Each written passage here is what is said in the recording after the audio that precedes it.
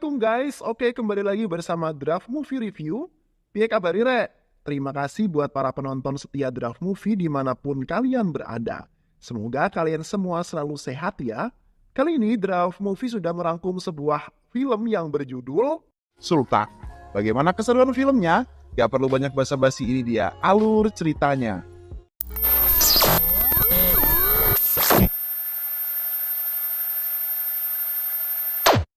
Cerita bermula di kota Madras pada tahun 1986.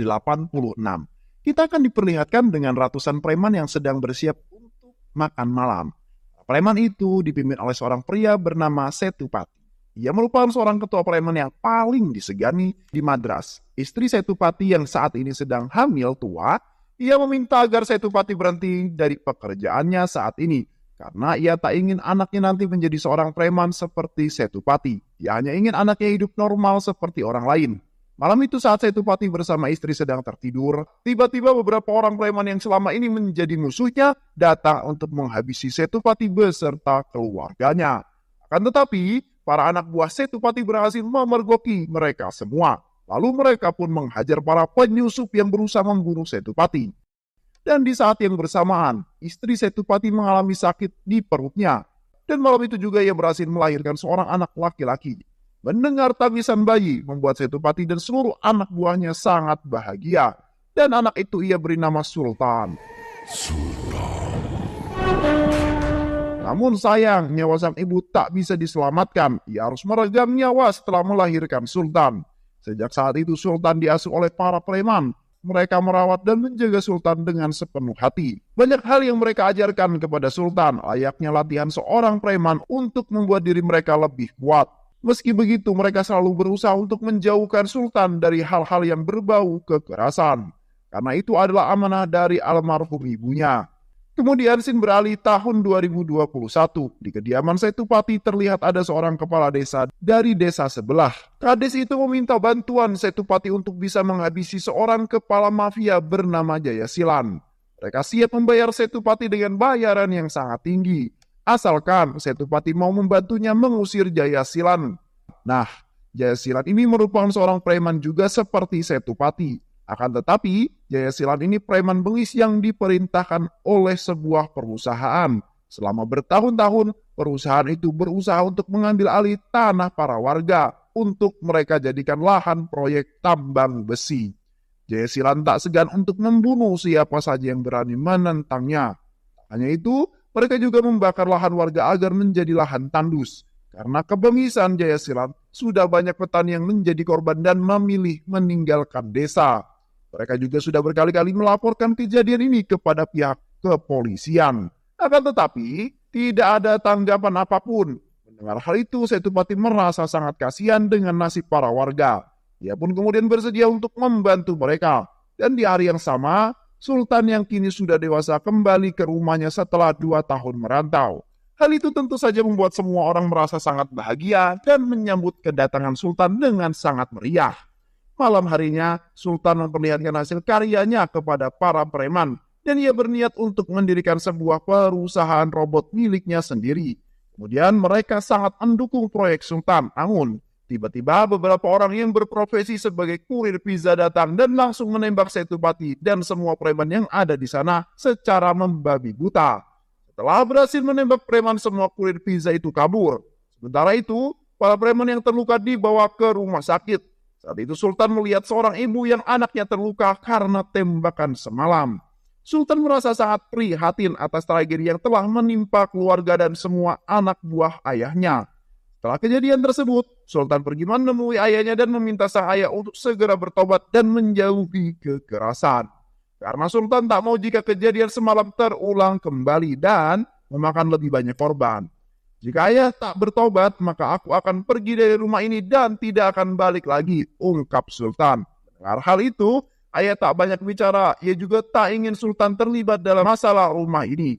Setupati tak memberitahu Sultan tentang masalah yang terjadi di desa sebelah.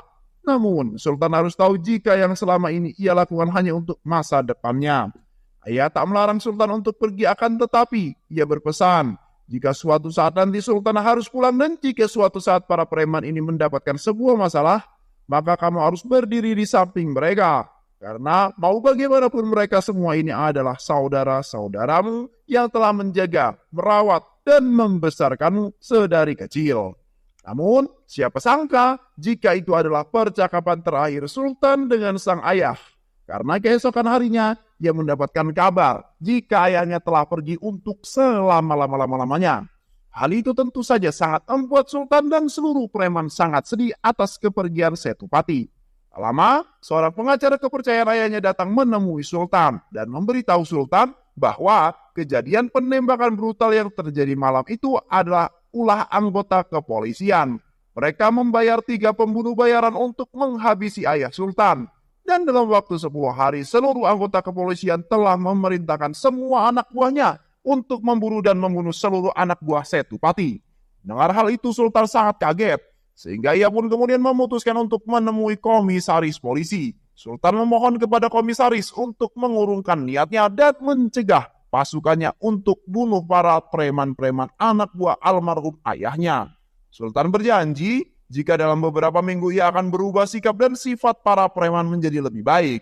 Sebagai anak tunggal Setupati, Sultan yakin jika para preman itu pasti akan mendengarkannya. Mendengar hal itu, komisaris pun kemudian memberikan keringanan dan kesempatan kepada Sultan bahwa ia akan memberikan waktu selama 6 bulan untuk Sultan merubah sifat para preman tersebut. Komisaris tak ingin mendengar satu kejahatan apapun selama 6 bulan ke depan. Dan jika ia mendapati satu laporan kejahatan saja, maka ia tak segan menghabisi semua preman-preman itu. Sementara itu, paman Sultan yang bernama Mansur mendapatkan sebuah telepon dari Kades yang saat itu meminta bantuan Setupati. Kades itu mengabarkan jika kekejaman Jaya Silam sudah banyak memakan korban jiwa. Kades itu meminta agar Mansur dan seluruh anak buahnya datang ke desa dan mengusir Jaya Silan. Karena setelah kematian Setupati, Mansurlah yang memimpin para preman.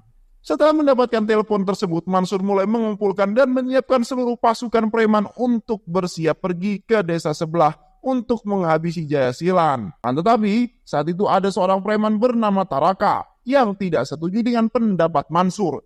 Ia beralasan jika kita belum tahu siapa Jaya Silan sebenarnya. Padahal itu hanya akal-akalan Tarakan untuk mengambil alih pimpinan. Taraka tetap ngeyel dan malah mengajak para preman untuk bertarung dengannya. Dan jika mereka berhasil mengalahkan Taraka, maka mereka boleh pergi. Sehingga pertarungan Tarakan melawan salah satu preman terkuat bernama Michael. Saat pertarungan berlangsung, Sultan tiba-tiba datang dan menghentikan pertarungan tersebut. Sultan menceramai para preman itu. Sultan kemudian meminta agar mereka jangan saling menyakiti. Karena kita semua ini adalah satu saudara. Seharusnya kita saling melindungi, bukan saling menyakiti, ungkap Sultan. Sultan juga melarang semua preman untuk melakukan kekerasan lagi. Akan tetapi, ia tak memberitahu apa alasan sebenarnya. Jika mereka bersikeras dan tetap melakukan kekerasan, maka ia akan pergi dari rumah dan tidak akan pernah sudi mengenal kalian semua lagi, ungkap Sultan. Hal itu Sultan lakukan karena sebenarnya ia sangat menyayangi para preman yang sudah ia anggap sebagai saudaranya. Ia tak ingin jika semua preman dihabisi oleh para polisi. Akan tetapi, Mansur sebagai pemimpin preman, ia akan tetap mengirimkan anak buahnya untuk membantu desa sebelah. Malam harinya, tanpa sepengetahuan Sultan, mereka diam-diam pergi, akan tetapi aksi mereka diketahui oleh Sultan dan beralasan jika mereka akan pergi untuk mencari jodoh untuk temannya. Mendengar hal itu tentu saja Sultan tidak percaya, sehingga Sultan pun kemudian memutuskan untuk ikut bersama mereka. Mereka yang tak bisa menolak akhirnya mengajak Sultan ikut bersama mereka. Singkat cerita, Sultan dan semua preman pun tiba di desa yang mereka tuju.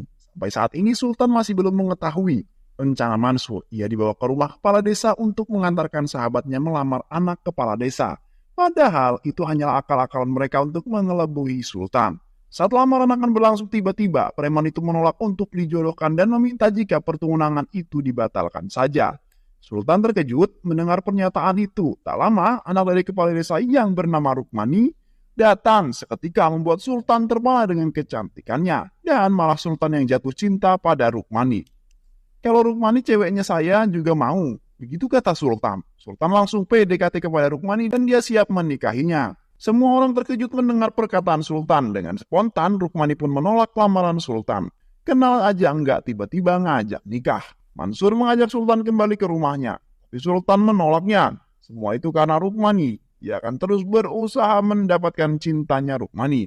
Sultan meminta kepada semua preman untuk tinggal di desa ini. Sultan terus berusaha caper kepada Rukmani, tapi Rukmani tak peduli dengan Sultan. Malah Rukmani terlihat tidak tertarik dengan Sultan. Karena saat ini Rukmani hanya memikirkan tentang desanya, tak ada waktu untuk memikirkan soal percintaan.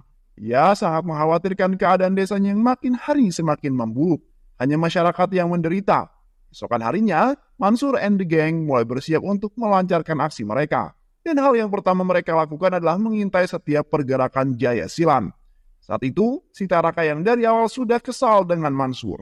Tanpa sepengetahuan Mansur, tanpa pikir panjang, Taraka malah melakukan aksinya sendiri. Beruntung Michael yang melihat hal tersebut dengan sigap menarik Taraka agar tidak ketahuan. Hal itu Taraka lakukan agar dirinya dianggap sebagai seorang pahlawan. Sementara itu, Rukmani yang tengah bersama Sultan, ia kemudian menceritakan kondisi desanya.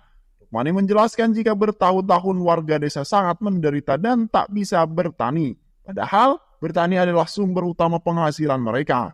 Padahal dulu desa ini adalah desa yang subur dan makmur. Tapi semua itu berubah ketika seorang preman yang bernama Jaya Silan.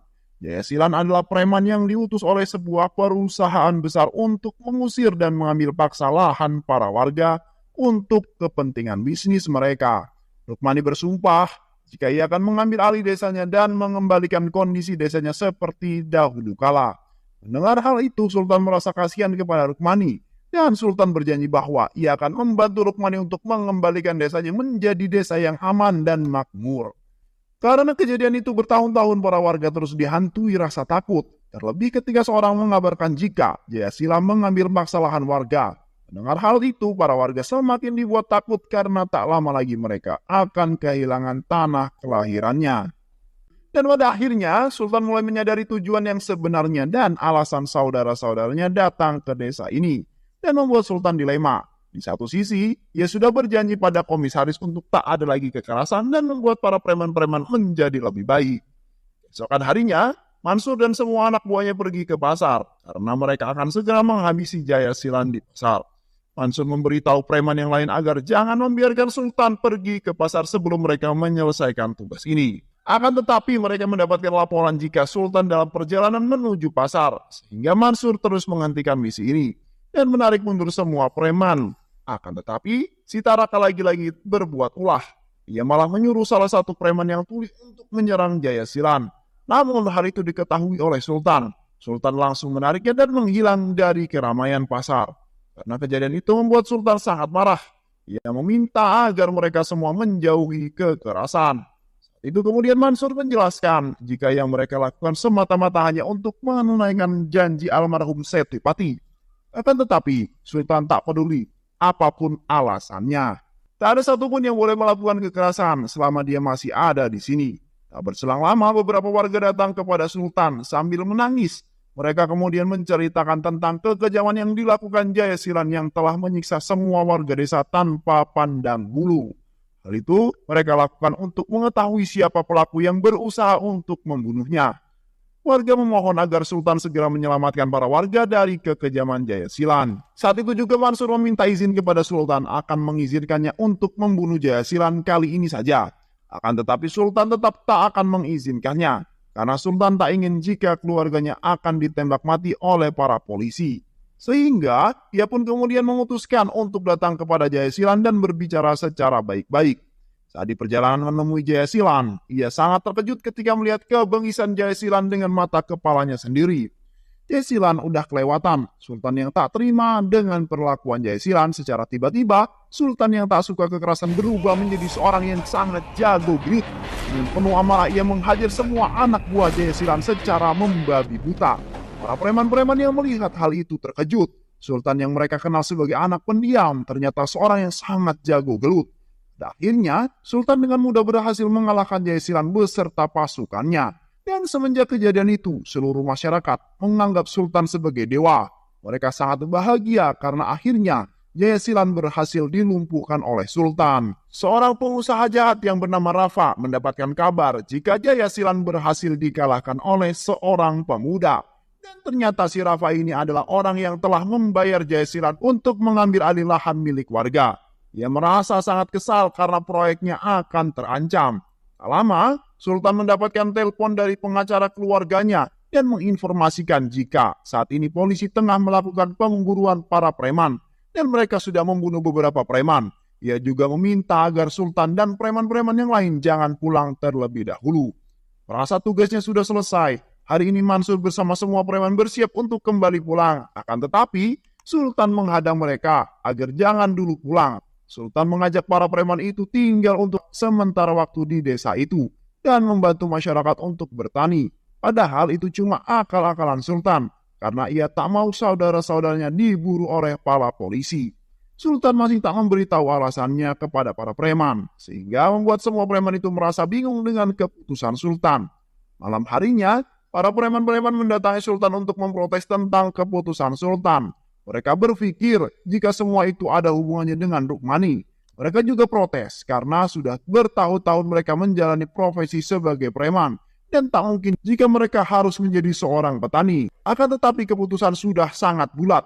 Ia ingin para preman itu tetap tinggal di desa ini dan belajar bertani selama beberapa bulan. Keesokan harinya, warga dikejutkan dengan kedatangan Rafa. Kedatangan Rafa saat itu hanya untuk menawarkan kepada Sultan agar Sultan mau menjadi anak buahnya dan ia akan membayar Sultan dengan bayaran yang sangat tinggi.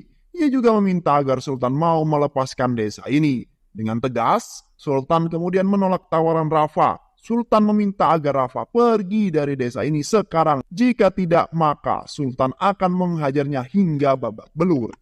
Merasa sakit hati, Rafa kemudian menyewa beberapa pembunuh bayaran untuk menghabisi Sultan. Akan tetapi, Sultan menyadari hal tersebut. Dengan mudah, ia kemudian menghajar semua pembunuh bayaran itu. Sultan juga melakukannya dengan sangat hati-hati, karena ia tak ingin membangunkan semua preman-preman itu. Keesokan harinya, Sultan dikejutkan ketika melihat Michael yang sedang menghajar salah satu warga. Tanpa tahu sebab dan akibatnya, Sultan malah menghajar untuk memberinya pelajaran. Tak berselang lama, salah satu warga datang menemui Sultan. Ia sangat berterima kasih kepada Michael karena telah melindungi putrinya. Jika tak ada Michael, mungkin putrinya sudah diperkaos. Ternyata saat itu Michael mencoba mengajar pria yang mencoba memperkaos seorang wanita. Mendengar hal itu kemudian Sultan meminta maaf karena telah salah paham. Akan tetapi Michael hanya terdiam. Ia kesal karena Sultan tak bertanya dulu sebelum bertindak. Kejadian itu dimanfaati oleh Taraka dan ia menghasut Michael agar mau meninggalkan Sultan. Singkat cerita, akhirnya warga desa pun kembali bahagia karena tanah yang sebelumnya tandus kini mulai subur. Dan karena kejadian itu juga, para warga menganggap Sultan adalah seorang dewa. Karena hal itu juga akhirnya Rukmani mulai jatuh cinta kepada Sultan. Dan ia siap untuk menikah dengan Sultan. Lalu Sultan pun kemudian memutuskan untuk menjual aset milik keluarganya untuk ia belikan lahan bagi para preman. Agar para saudara-saudaranya terhindar dari kejamnya polisi dan terhindar dari kekerasan. Saat di perjalanan pulang, tiba-tiba mereka diserang oleh preman lain yang ingin membunuh Sultan. Tetapi dalam tragedi itu Mansur harus meregang nyawa ketika berusaha melindungi Sultan. Setelah kejadian itu membuat Sultan sangat merasa bersedih karena telah kehilangan Mansur. Dan itu dimanfaatkan juga oleh Taraka untuk menghasut para preman agar mereka semua mau meninggalkan Sultan. Karena semua ini adalah ulah Sultan, mereka sangat kecewa dengan Sultan. Sehingga mereka pun mengharamkan Sultan untuk memberikan penghormatan terakhir kepada Mansur. Dan tepat pada malam harinya, seluruh preman memutuskan untuk pergi meninggalkan Sultan. Mereka sangat benci dengan Sultan. Rafa yang mengetahui jika Sultan kini hanya tinggal seorang diri. Setelah ditinggal semua anak buahnya, ia pun kemudian menyewa beberapa preman untuk menghabisi Sultan. Sementara itu, Yesilan yang masih hidup, ia bersiap untuk balas dendam. Keesokan harinya, warga yang mengetahui jika Sultan hanya seorang diri, ia meminta Sultan untuk pergi meninggalkan desa. Karena ia tak akan mungkin bisa melawan kebengisan Jayasilan. Hanya seorang diri. Warga tak ingin Sultan mati karena melindungi desa mereka. Para warga sudah pasrah dengan keputusan Jayasilan. Akan tetapi, Sultan tak menyerah begitu saja. Mengingat jika ayahnya telah berjanji untuk melindungi desa ini. Dan Sultan siap mati untuk memenuhi janji ayahnya. Lalu, Sultan kemudian membuat sebuah rencana untuk menghabisi semua pasukan Jayasilan. Tapi sebelum itu mereka harus mengasingkan anak-anak dan semua wanita ke tempat yang lebih aman. Dan para warga pun kemudian mulai bergerak untuk mengungsi. Sedangkan para pria akan membantu Sultan melawan Jayasilan and the gang. Hingga malam pun tiba. Mereka semua sudah bersiap di posisi masing-masing. Dan perang hebat pun terjadi antara pasukan Rafa dan pasukan Sultan. Meski terluka parah, Sultan terus berusaha melawan para preman tersebut. Tak lama, Jaisilan and the Gang datang dan langsung menyandra Rukmani. Melihat hal itu, Sultan dan pengawal setianya yang bernama Gada terus menghajar pasukan Rafa, dan pada saat Jaisilan akan menyerang Sultan, tiba-tiba dari arah belakang terlihat para preman-preman yang sebelumnya pergi meninggalkan Sultan. Karena kini mereka sadar dan mengetahui kebenaran setelah bertemu pengacara keluarga Sultan. Mereka sangat menyesal karena telah pergi meninggalkan Sultan. Mereka juga meminta maaf kepada Sultan. Dan kini Sultan tak sendiri lagi. Ia dibantu para preman-preman yang telah ia anggap sebagai saudara-saudaranya sendiri. Pada akhirnya, mereka semua pun berhasil membantai Rafa dan seluruh anak buahnya. Juga berhasil membunuh Jaisilan beserta anak buahnya. Dan kini mereka semua pun dapat hidup dengan bahagia. Dan film pun selesai. Terima kasih udah nonton video ini sampai akhir. Semoga kalian semua terhibur. Jangan lupa subscribe, like, comment, and share ya. Pisang habis dimakan Kunti. Kunti dilepas banyak maunya. Salam undur diri dari Draft Movie. Dan terima kasih buat penonton semuanya. Draft Movie pamit. Sehat selalu. Wassalamualaikum warahmatullahi wabarakatuh.